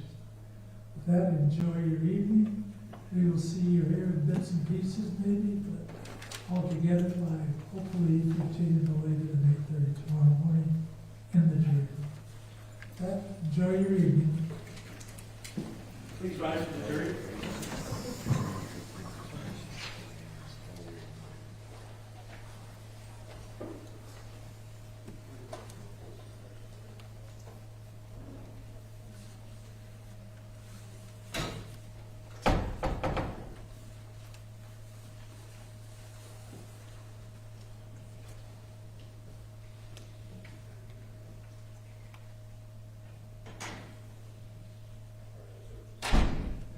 Anyone need a restroom break? Or we're going to have patients? So we'll recess for 15 minutes. Give everybody compliant. Larry, they can be able to take care of that. Because they should be leaving in about 2 minutes. So we'll do jury instructions in 15 minutes. We'll be in recess.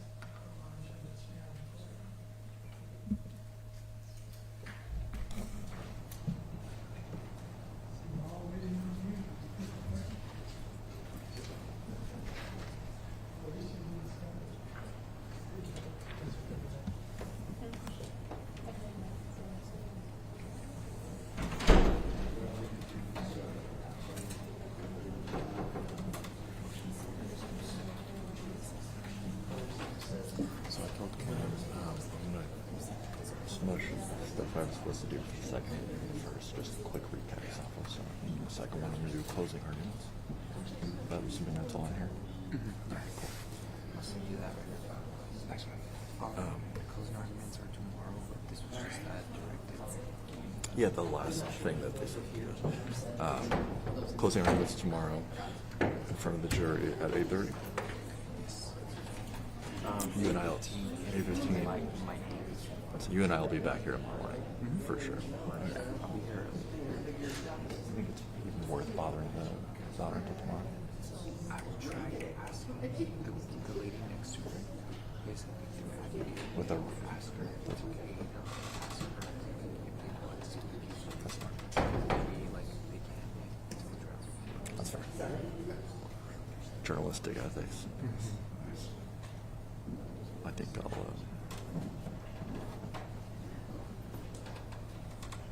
Damn. This sucks. No, I mean like the situation, not ours. Yeah, okay. I don't clarify that before I leave. Cool. If you want to just send me the transcripts, would you mind if I send you the time stamps? If you could just quickly cut those, I'll put it together though. Okay.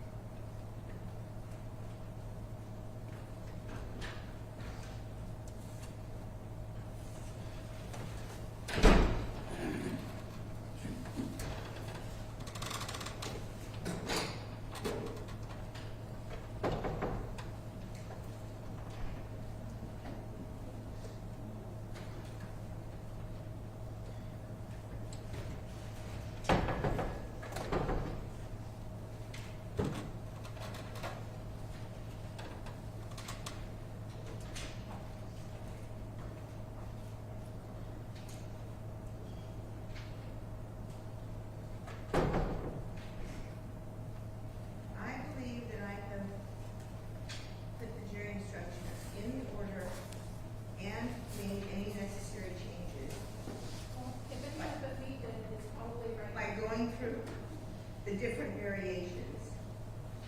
I'm so sorry. It happens. As long as I have them upstairs, that's where my son and I can fix them. Okay. I told Carla, I said, am I the teacher's the wrong one? And I heard some said we that and just she was in here.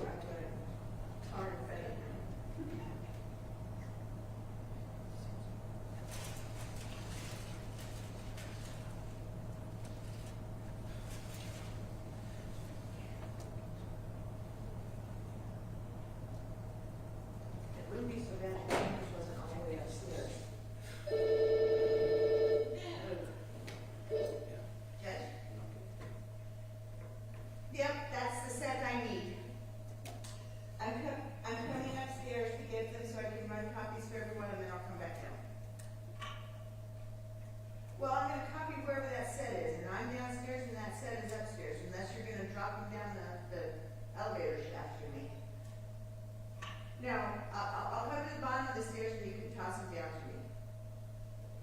Bye. No, I thought you wanted to jump in the elevator shaft just for a bit of adventure. Well, I figured out that we couldn't figure out how to do the elevator shaft without crooked machinations on our part. We're not that smart. It might have been entertaining. If we just get a dumbwaiter, it would be okay, but those stairs are brutal. It was like vacuum tube systems. There you go, like the banks have it. There was a fast food restaurant in St. Louis, there was an Arby's that had some sort of vacuum tube Oh, wow. system. It was called a fiddle bear. Really? And like you didn't actually Wow. yeah, look it up someday. It's an odd contraption. Wow. That would be interesting. Have your food shaken, not stirred.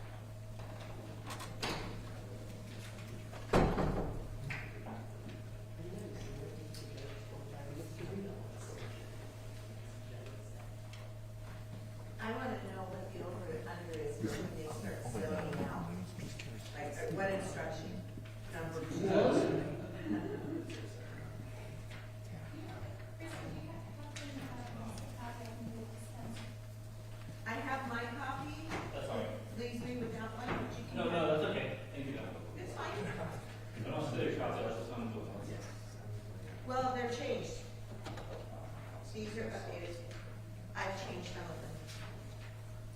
So, yes.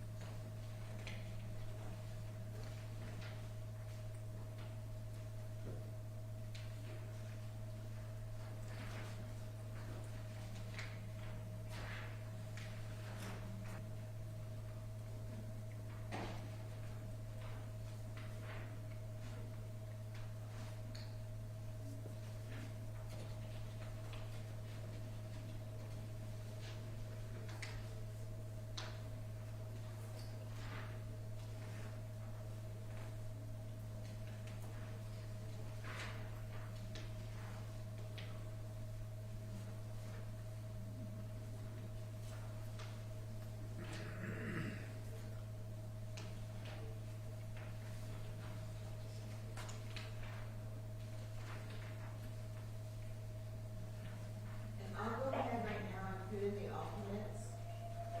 And then I'd print them out for you, just so you have a precise number right now. And then obviously, if somebody doesn't show up tomorrow morning, we'll change it.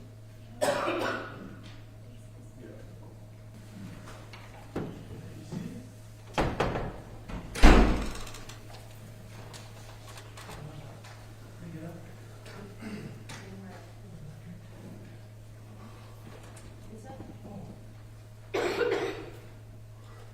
All right, did each side get a proposed jury instructions?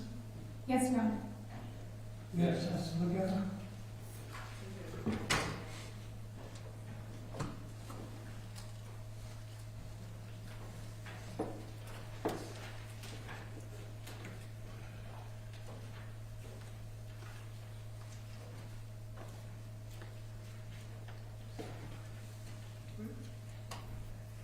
I said, they're copies. And I give you the original.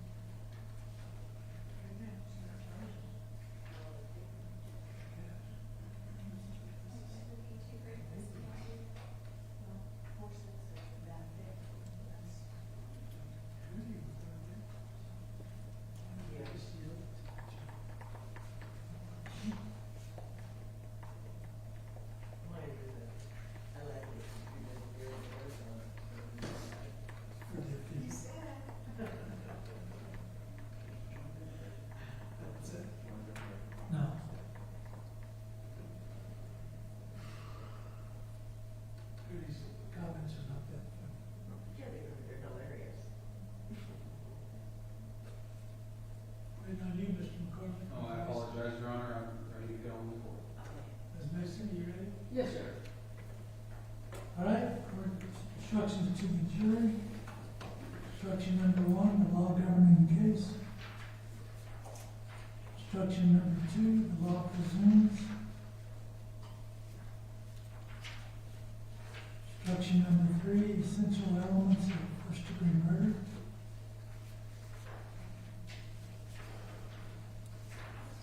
Instruction number 4, definition of great bodily harm.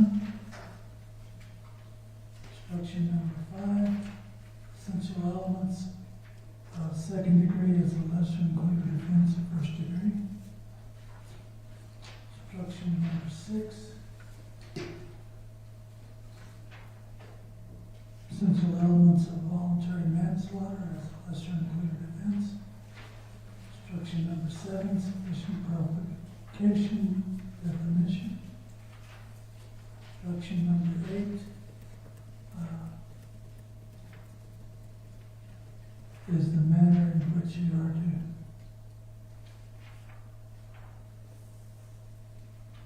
deliberate the charges.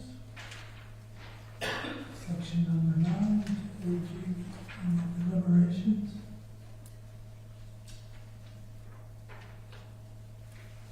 There's not much of a 9. No. Instruction number 10, essential elements of count 2. Instruction number 11, specific intent on all of the charges. Instruction 12, you along with the judges, the credibility of the witnesses. Instruction 13. Instruction 14, you must not draw any inference of guilt. Instruction 15, consider judgment.